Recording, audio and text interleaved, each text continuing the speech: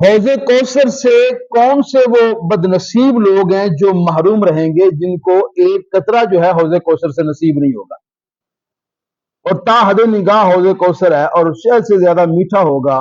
اور پیارے پیغمبر صلی اللہ علیہ وسلم کے ہاتھوں سے اور صحابہ کرام کے ہاتھوں سے جن کو حوض کوثر سے کچھ نصیب ہو جائے گا، پھر جنت میں جانے تک ان کو پیاس نہیں لگے گی۔ لیکن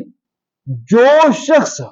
حالت شرک میں مر گیا، اس کو توبہ کی توفیق نہیں ملی ہے، وہ اللہ کی ذات میں اور صفات میں کسی کو شریک بناتا رہا، سمجھتا رہا، مانتا رہا، اس عقیدے پر اس کی موت آ گئی، تو یاد رکھیے گا کہ یہ اتنا سنگین جرم ہے کہ حالت شرک میں مرنے والے کو حوض کوثر سے ایک قطرہ بھی حضور کے ہاتھوں سے نصیب نہیں ہوگا۔ کیوں؟ ان اللہ لا یغفر ان یشرک بہ ویغفر ما دون ذلک لمن یشاء، اللہ شرک جیسے سنگین جرم کو معاف نہیں کریں گے، اس کے سوا وہ جس کو چاہے معاف کر دیں۔ اور قرآن مقدس کی دوسری آیت کہتی ہے انہ من یشرک باللہ فقد حرم اللہ علیہ الجنہ، جو حالت شرک میں مر گیا اس کے اوپر جنت حرام ہے، اس کے اوپر جنت کی ساری نعمتیں حرام ہے، اور حوض کوثر یہ جنت کی نعمت ہے۔ لہذا یاد رکھیے گا، حالت شرک میں جو مر گیا اس کو توبہ کی توفیق نہ ملی، اس کو حوض کوثر سے کچھ بھی نصیب نہیں ہوگا، وہ محروم رہے گا۔ اور دوسرے نمبر پر وہ بد نصیب انسان جس کو حوض کوثر سے کچھ بھی نصیب نہیں ہوگا، وہ ہے جو بدعات کرتا رہا، پیارے پیغمبر صلی اللہ علیہ وسلم کی سنت کے مقابلے میں بدعات کرتا رہا۔ اور بدعت کس کو کہتے ہیں؟ بدعت کہتے ہیں کہ ثواب کی نیت سے، حصول ثواب کے لیے، قرب الہی کے لیے کوئی ایسے اعمال کرنا کہ جن کی بنیاد نہ قرآن میں ہے، نہ سنت میں ہے، نہ صحابہ کرام کے قول و فعل میں ہے، اپنی طرف سے کوئی کام کرنا اللہ کو راضی کرنے کے لیے، ثواب کی نیت سے، جو کہ دین میں پہلے سے موجود نہیں تھا، اس کی نظیر، اس کی مثال، اس کی دلیل موجود نہیں تھی، تو وہ بدعت ہے۔ اور حدیث من احدث فی امرنا ھذا ما لیس منہ فہو رد، جس نے ہمارے اس دین میں، شریعت میں کوئی نیا کام ایجاد کیا جو پہلے اس میں موجود نہیں تھا، تو وہ قابل رد ہے، وہ مردود ہے۔ تو دوسرا شخص جو ہے بدعت کرنے والا، حوض کوثر پہ جب آئے گا تو فرشتے ان کو روک لیں گے، اور پیارے پیغمبر صلی اللہ علیہ وسلم فرماتے ہیں کہ میں سمجھوں گا کہ یہ میری امت ہے، میرے امتی ہیں، ان کو آنے دیجئے۔ تو فرشتے اس وقت عرض کریں گے انک لا تدری ما احدثوا بعدک، اللہ کے پیغمبر آپ کو معلوم نہیں ہے کہ آپ کے آنے کے بعد انہوں نے آپ کے دین کی کیا حالت کر دی تھی، اس کے اندر کیا نئی نئی چیزیں ایجاد کر دی تھی۔ تو پیارے پیغمبر صلی اللہ علیہ وسلم وہاں پہ فرمائیں گے سحقن سحقن لمن غیر بعدی، انہیں دور کر دو انہیں جنہوں نے میرے بعد میرے دین کو بدل دیا۔ تو یاد رکھیے گا، بدعت کرنے والا بھی حوض کوثر پہ اسے ایک قطرہ بھی نصیب نہیں ہوگا۔ اور تیسرا بد نصیب انسان وہ ہے جو بے نمازی ہے، جو نمازوں کو ضائع کرتا رہا، اور جو پیارے پیغمبر صلی اللہ علیہ وسلم کی آنکھوں کی ٹھنڈک ہے۔ تو جو انسان نمازوں کو ضائع کرتا رہا، بے نمازی ہوا، اسے بھی کچھ نصیب نہیں ہوگا۔ ایک مرتبہ صحابہ نے عرض کی اللہ کے پیغمبر کہ آپ وہاں پر میدان معشر میں حوض کوثر پر اپنے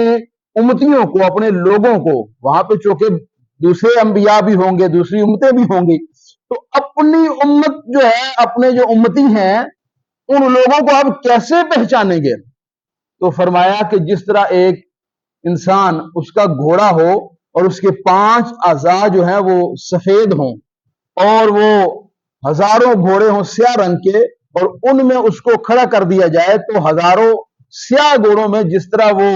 سفید پیشانی اور سفید پاؤں والا گھوڑا اپنے مالک کو نظر آ جاتا ہے، اسی طرح تمام امتوں میں سے میں اپنے امتیوں کو پہچان لوں گا۔ تو پہچان پھر کیسے لوں گا؟ فرمایا کہ میری جو امت ہے ان کے وضو کے جو اعضاء ہیں وہ روشن ہوں گے، وہ چمکتے ہوں گے۔ جن اعضاء کے ساتھ انسان وضو کرتا ہے، قیامت کے دن وہ اعضاء جو ہیں وہ منور ہوں گے، وہ چمک رہے ہوں گے، وہ روشن ہوں گے۔ تو چمکتے ہوئے اعضاء دے کے اللہ کے پیغمبر پہچان لیں گے کہ یہ میرے امتی ہیں۔ تو جس بد نصیب نے وہ کیا کہتے ہیں نہ نیتی نہ قضا کیتی، جس نے کبھی نماز پڑھی نہیں، وضو کیا نہیں، اور جب وضو ہی نہیں کیا تو اس کے اعضاء وضو کے کیسے روشن ہوں گے؟ اس سے معلوم ہوا کہ جو بے نمازی ہے اسے بھی حوض کوثر سے ایک قطرہ نصیب نہیں ہوگا۔ اور چوتھے نمبر پہ آتا ہے جناب وہ بد نصیب اور وہ بدبخت شخص جو صحابہ کرام پر تبرہ کرتا رہا اور صحابہ کرام سے بغض، نفرت، حسد اور عداوت رکھتا رہا، ساری زندگی اسی عقیدے اور نظریے پہ وہ مر گیا۔ کیوں کہ پیارے پیغمبر صلی اللہ علیہ وسلم نے حضرت ابوبکر صدیق رضی اللہ تعالیٰ کے لیے فرمایا تھا انت صاحبی فی الغار و صاحبی علی الحوض، ابو بکر میرا ساتھی ہے غار کا بھی اور حوض کا بھی۔ اور ایک اور روایت میں ہے کہ چاروں جو کونے ہیں حوض کوثر کے، چاروں کونوں پر چاروں خلفائے راشدین کھڑے ہوں گے، ایک پہ حضرت ابوبکر صدیق رضی اللہ تعالیٰ، ایک پہ حضرت عمر فاروق، ایک پہ حضرت عثمان غنی، اور ایک پہ حضرت علی المرتضیٰ رضی اللہ تعالی عنہم اجمعین۔ اور ابو بکر سے محبت کرنے والوں کو حضرت علی پلا رہے ہوں گے، عمر سے محبت کرنے والوں کو حضرت عثمان، حضرت ابو بکر پلا رہے ہوں گے، حضرت علی سے محبت کرنے والوں کو حضرت ابو بکر، عمر، حضرت عثمان پلا رہے ہوں گے۔ اب اگر کسی ایک سے بھی کوئی نفرت کرے گا تو دوسرا کبھی بھی اسے حوض کوثر سے ایک قطرہ بھی نصیب وہاں پہ نہیں ہونے دے گا۔ اس لیے جو شخص اس عقیدے پر رہا، اس نے عداوت اور بغض اور نفرت رکھی صحابہ سے ساری زندگی، یاد رکھیے گا اسے بھی حوض کوثر سے ایک قطرہ بھی نصیب نہیں ہوگا۔ تو یہ چار قسم کے بدبخت لوگ ہیں جنہیں حوض کوثر سے کچھ بھی نہیں ملے گا، وہ محروم رہیں گے۔ سب سے پہلے نمبر 1 پہ آتا ہے شرک کرنے والا، حالت شرک میں جس کو موت آ جائے، اور دوسرے نمبر پر آتا ہے سنت کے مقابلے میں بدعات کرنے والا، اور تیسرے نمبر پر آتا ہے نمازوں کو ضائع کرنے والا، اور چوتھے نمبر پر آتا ہے صحابہ کرام سے نفرت، بغض اور عداوت رکھنے والا۔